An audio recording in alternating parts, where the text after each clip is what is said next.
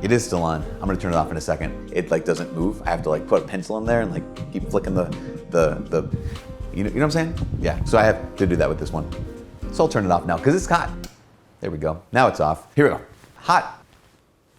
Hi, my name is Father Mike Schmitz, and this is Ascension Presents. So not too long ago, it was such a gift. I got the chance to spend some time with my family, not just with my parents, but also my uncle, with some of my cousins and their wives and their kids, but my siblings and their kids as well. So as conversation normally does, we were talking about everything under the sun, and at one point, they brought up, they said, so, hey, one of your videos, you got a chance to talk to Marky Mark. And of course, Mark Wahlberg, right? But all my siblings and I are like, oh yeah, Marky Mark and the Funky Bunch and this whole thing. And I'm like, yeah. And I knew what was gonna happen. I knew they were like, because they had this look on their face of just, my older brother had this look of just like, he was just smiling at me and just shaking his head. Just, yep, that did not go well, did it? And my sister-in-law, she was so good. She said, I started listening. I was like, oh yeah, wow, Mikey got to talk to, Mark Wahlberg. And you even intro and you say something like, I'm not good at interviews. I've never done this before, whatever. And she's like, I got halfway through and I had to turn it off. I was so embarrassed for you. And I was like, everyone was laughing. I was laughing very hard because it's true. And they kept saying, no, we're sorry. We're giving you a hard time. But it was such a great, I said, no, you guys, listen, I'm making a video about this. And so appreciate it. Thank you for giving me some content. Because I was thinking about, even as we were laughing, even as I was saying this, because they kept going layer upon layer of like how badly I interviewed Mark Wahlberg. Because again, as I think I said in the video, like that's not something I typically do. Typically, I don't come up with the questions. A lot of times I answer the questions that other people are very good interviewers, and they ask me. Anyways, you know what I'm saying? So I knew it was bad. But my takeaway was three things. I had three really clear kind of takeaways as I was listening to my family, laughing with them as they were laughing at me. Number one takeaway, I believe that it is important to be able to laugh at yourself. That was the thing. It's just like, okay, it's a minor thing, obviously. It's just like, here's a video where you got to talk to this celebrity and it didn't go amazingly well. No problem, you can laugh at yourself. But I think so often we take ourselves maybe too seriously, right? As opposed to that recognition of, yeah, Lord, I'm talking to God. Lord, I am weak. I'm not great at everything. There are times when I really struggle, even when it comes to big things, even when it comes to our own weakness. That's not just, I'm not good at interviews, or I'm not good at reading or writing. I'm not good at whatever the thing is you might struggle with. But I even mean our moral weakness. Now, that doesn't make light of the moral weakness, but it's the ability to just tell the truth about our personal weakness. And rather than thinking like, if we can't laugh at ourselves, that's called pride. Like truly, if I can't laugh at myself, even my weakness, that is called pride. Because I think I should be better. I shouldn't be someone who struggles. I shouldn't be someone who wrestles. I shouldn't be someone who falls. I shouldn't be someone who's weak. But the reality is, I am someone who struggles. I am someone who wrestles. I am someone who falls. I am someone who is weak. And so to not laugh at that at times, to take that too seriously is to get humility all wrong. Now again, we take sin seriously, of course. We take our suffering and our grief seriously, of course. But to take ourselves seriously, no. I think it's really good to be able to, if you're able to, laugh at yourself, so good. So that was one thing. I was like, okay, I can laugh with them as they're laughing. Because they weren't just laughing at me, they were laughing with me as well, because I was obviously laughing. It was one of those situations where I remember thinking, this could easily be bullying. This could easily be one of those situations where I feel completely picked on or whatever, but it wasn't because of the last thing. But we'll get to that last thing in a second. The first thing, so good to be able to laugh at ourselves. I can't always, full disclosure, I can't always do that. I don't always do that. Sometimes I take myself too seriously. So that's one of my weaknesses. Haha, I'm laughing at that now. You know what I'm saying? But it's a good thing to be able to do. Number two is like a two-parter, like 2A and 2B. First thing, be able to laugh at yourself, such a gift. Part two is 2A. I think it's important we have cheerleaders in our lives. I think it really is important to have cheerleaders in our lives, meaning that those people who know us and those people who they see what we're doing and they're like, hey, go, yeah, keep doing this. Like whatever you're doing, like I loved that, or that really helped me, or that really was well done. Whatever the thing is, I think it's helpful to have cheerleaders in our lives at times. To be is, it's also important to have truth tellers in our lives. Cheerleaders are really great. Hopefully they're telling the truth when they're encouraging us and building us up.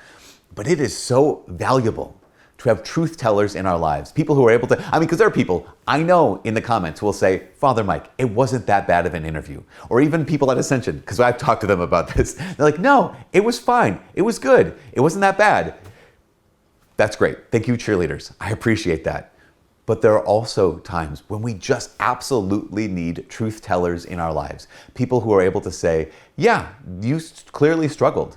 And they weren't like, my family at least in this case, they were being nice about it. We were laughing and they were not pulling any punches. But it was at the same time, they weren't saying anything that was false. And they were saying it as the third thing. The third thing is coming in a second. So the first thing, it is important to laugh at ourselves or be able to laugh at ourselves as often as we can. Secondly, 2A, it is great and a gift to have cheerleaders in our lives. 2B, it is so important to have truth tellers in our lives. Third part, why wasn't this teasing? Why wasn't this bullying, I guess, for lack of a better word? The answer is because I knew and I know that those people love me. That's it. I think we can only laugh at ourselves if we know we've been loved. Truly. We can only face our weaknesses when we know that we've been loved. We can only endure grief. We can only endure our struggles and our falls when we know that we've been loved. I think it's also, we can only accept people's encouragement when we know that they actually care about us, they actually love us.